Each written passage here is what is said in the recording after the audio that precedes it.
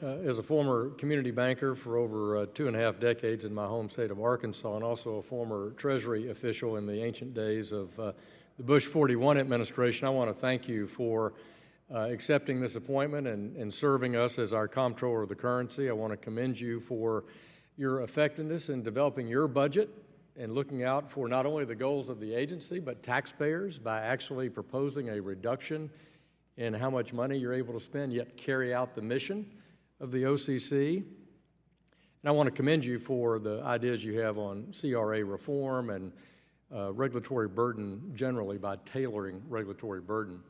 So thanks for being with us. First thing I want to raise is, as you know, I'm not a fan of the rule that's now been promulgated, the so-called CDD rule that is to enhance the disclosure of information on beneficial ownership.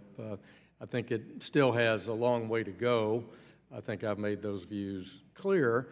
I think it's going to be the most costly rule probably promulgated in the Trump administration this year, potentially. So one thing that I noted that was concerning that FinCEN issued some relief from was this idea of rollover CDs. So you come in the bank, you buy a CD, you fill out know your customer rule requirements, but then it's on a rolling basis every 6 months annually.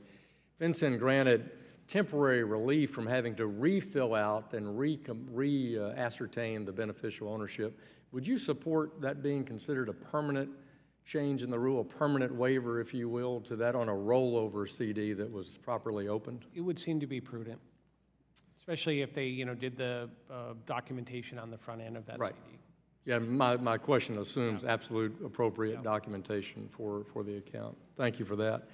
Something else that you and I've talked about, just putting our banker hats back on, philosophically, do you agree that banks, when they set an interest rate for a credit, either a consumer credit or a commercial credit, they are trying to price that credit for risk, the credit risk embedded in that transaction? You agree with that? I do.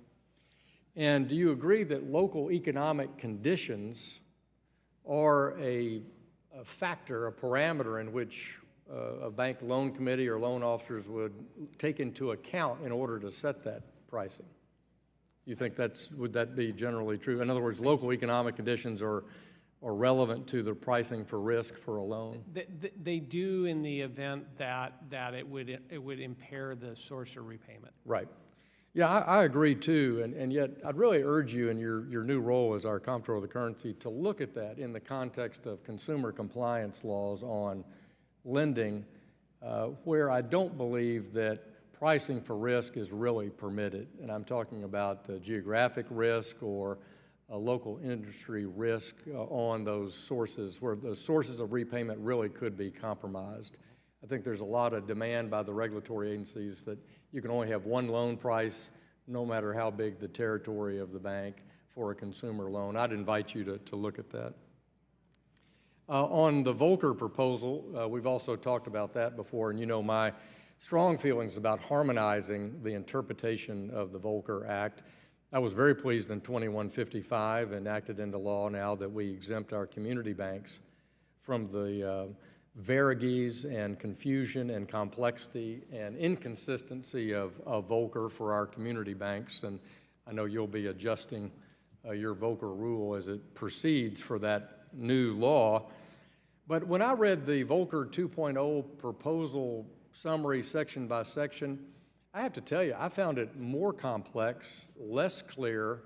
In fact, it posed over 1,000 different court of inquiries for more information or questions, meaning that our regulators are maybe just as confused as they were 8 years ago about trying to come up with a common sense definition for Volcker.